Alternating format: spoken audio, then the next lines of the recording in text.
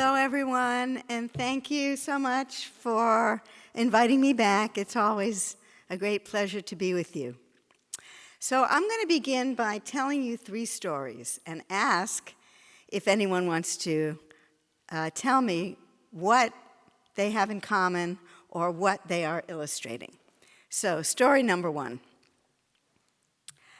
A famous rabbi, the Baal Shem Tov, told this story. Once a musician of great but unknown talent came to town. He stood on a street corner and began to play. Those who stopped to listen could not tear themselves away, and soon a large crowd stood enthralled by the glorious music, whose equal they had never heard ever before. Before long, they were moving to its rhythm, and the entire street was transformed into a dancing mass of humanity. A deaf man wandered by, and he thought, has the world gone mad? Why are the townspeople jumping up and down, waving their arms, and turning in circles in the middle of the street? These followers of the Baal Shem Tov, these Hasidim, as they were called, the Baal Shem Tov concluded that his followers, the Hasidim, are moved by the melody that issues forth from every creature in God's creation. If that makes them appear mad to those with less sensitive ears, should they then cease to dance? So here's the second story. There was a rabbi who was born in Eastern Europe, Rabbi Aryeh Levin. He died in 1969 after he had emigrated years before to Israel. And he has been called a holy person, a tzaddik, in our time. And one of his followers wrote a book about him by that title. Rabbi Levin lived in Israel during very difficult economic times, when there was much poverty, which included himself.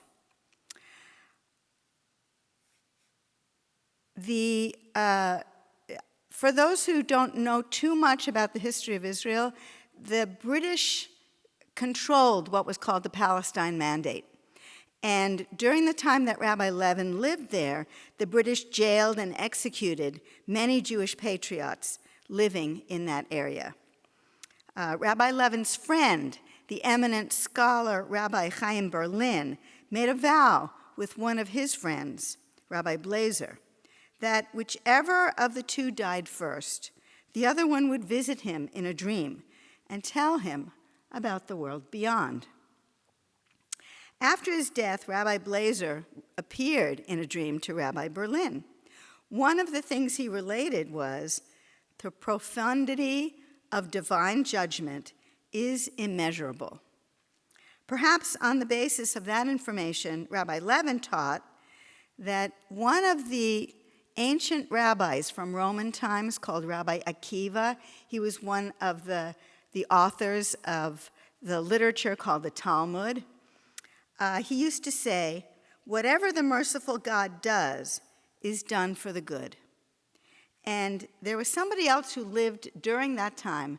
He was named Gamtsu. He had a nickname, Gamtsu. And Gamtsu means also this. And he used to say, this too is for the good. Rabbi Levin explained that while Rabbi Akiva's approach is that whatever happens, some good will come out of it, Gamtsu taught that whatever happens is goodness in itself right now, although we may not perceive it. In other words, from God's perspective, everything's good. So here's the third story, based on a metaphor of one spiritual teacher. There was an apartment building that had many floors. The people who lived on the first floor would look out of their windows, and they would see garbage, crime, hear a lot of noise, and people sleeping in the street. The people on the middle floors would look out their windows and see a park with trees where they could hear the birds singing.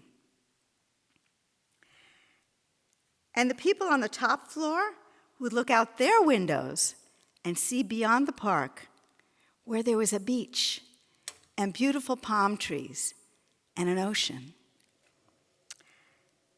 When somebody from the middle floor spoke to someone who lived on the first floor and remarked how beautiful the park was at that season, the person who lived on the first floor exclaimed, "Oh no, you're wrong. There's no park here. There's only dirt, crime, and poverty." And when a person from the upper floor remarked to the people on the first floor and the middle floor, "Isn't it wonderful to live where we can see the palm trees and the sand and the ocean?" they said, "Oh, you're mistaken. There's no ocean anywhere near here." So, what do these stories have in common? What do you think? Yes, go ahead. I'll repeat what you say. Oh, you have the mic. Okay, great. Thank you. Thank you, Father John, for the mic.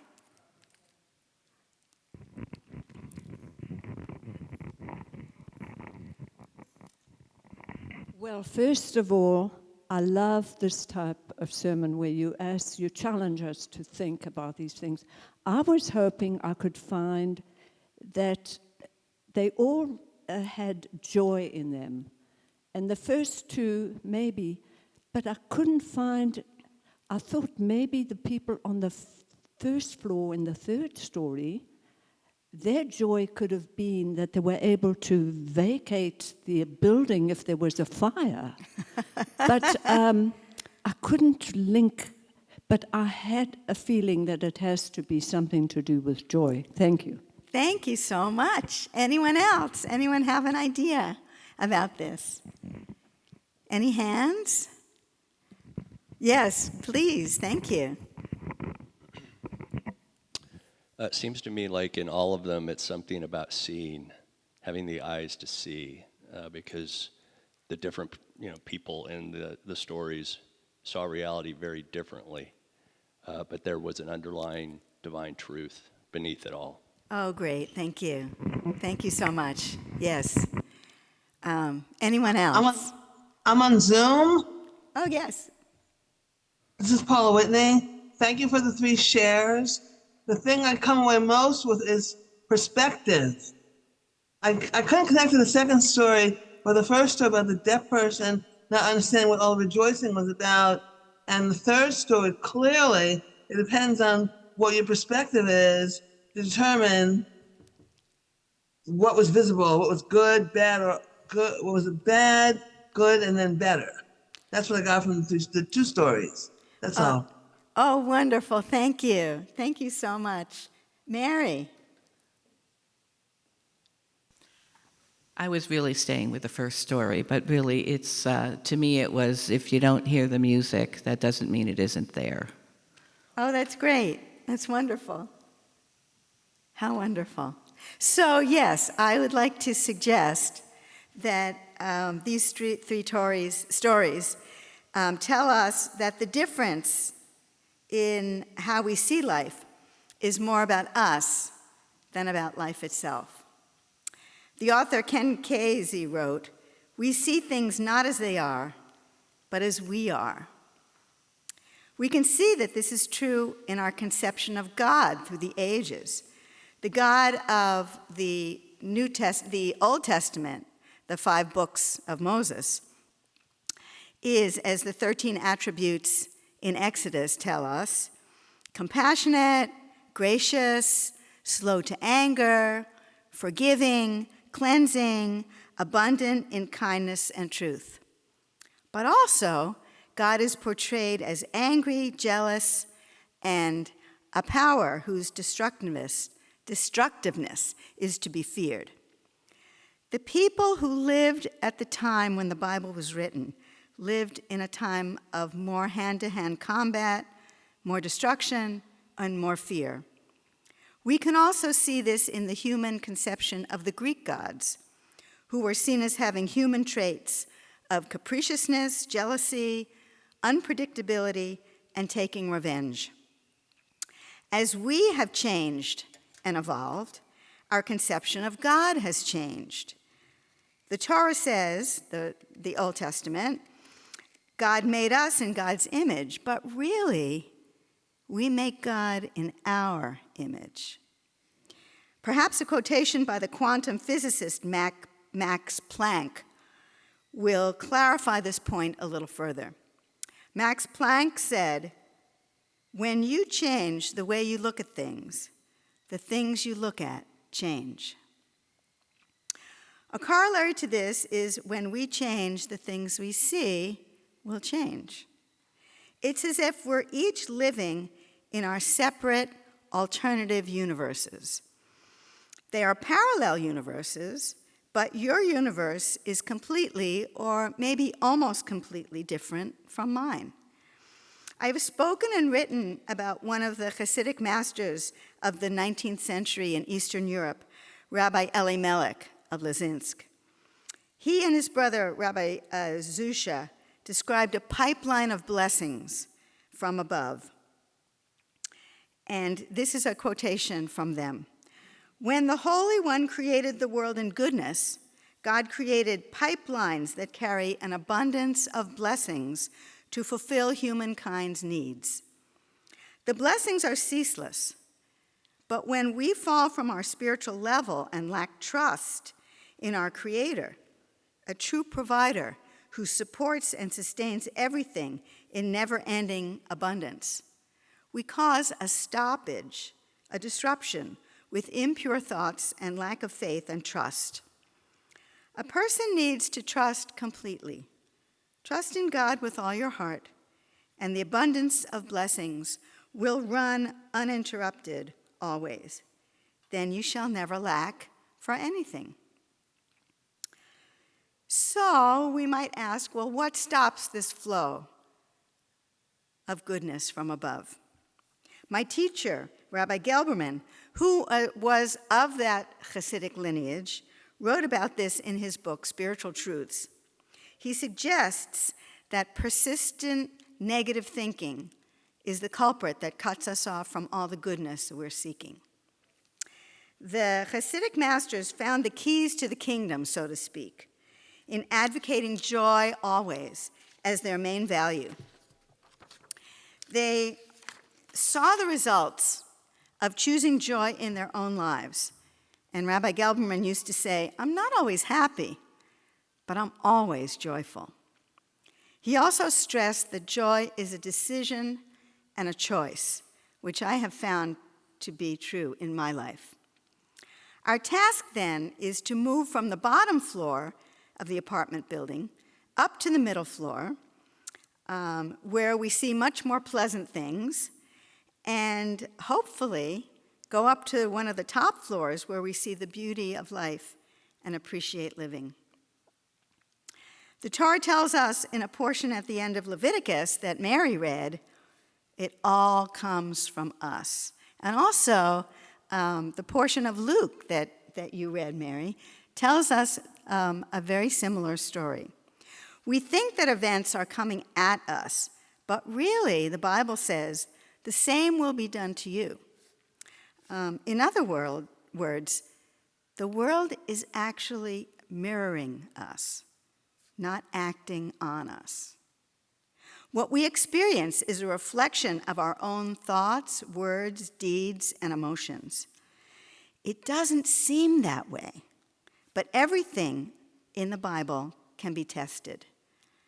We're not really asked to accept everything on faith. We're asked to test these principles out, not so much laws and commandments like, you shall do this, but as my grandmother used to say, try it, you'll like it, right? All change begins with the person and shows up in our experiences. The Hasidic masters said everything is God, which means, in a certain sense, we are God too. The scientists, the quantum physicists, and all the spiritual teachers say everything is energy. Well, which is it? Of course, it's both. Everything is energy, God energy, and we are energy, God energy. If everything is energy, it's easy to see that energy can be changed. It is possible to change our energy. Thoughts produce that energy, and thoughts can be changed. You all remember the Broadway production of Peter Pan, which was shown on television in 1955. It's been available on video for decades. I used to love when it was broadcast when I was a little girl.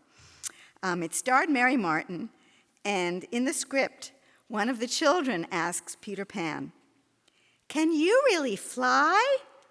Peter Pan answers, "I'll teach you how to jump on the wind's back, and away we'll go." How do you do it? You just think lovely, wonderful thoughts, and up you go. Now think lovely thoughts. The children suggest fishing, hopscotch, candy, picnics, summer, sailing, flowers, Christmas. And they all rise up into the air. There's more wisdom here than we know. Some of you know that I insulate myself from the television, from TV news, because it doesn't increase my happiness. It can pull anyone down. We can preferentially look at the good and have a vision of ourselves as happy, living the lives we want to live. We can open our hearts. Albert Einstein once said, "There are two ways to live your life, as if nothing is a miracle, or as if everything is a miracle."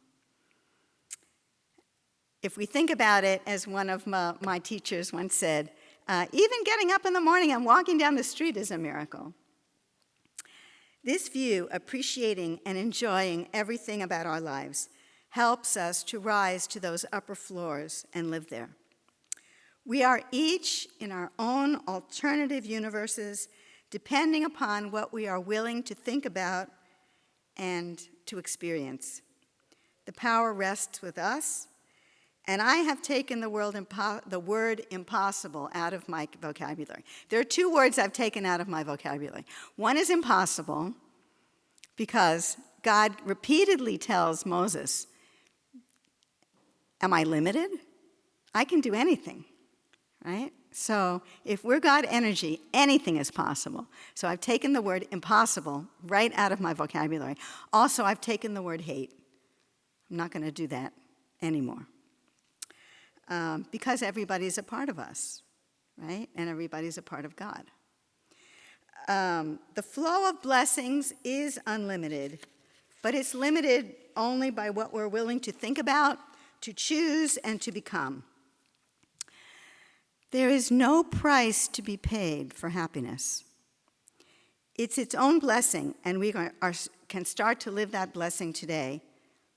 In the season of Advent, leading up to this holiday season, let us free ourselves from persistent negative thinking, from fear, from a limited perspective, and rise to see the beach, the palm trees, the beautiful ocean of blessings that can flow to us. In Hebrew, the word for our God really means our power, El, from the root El. May we use our power, the power to join with the divine, for good for ourselves, for each other, and ultimately for the oneness of all. May you have a very blessed season of happiness and joy.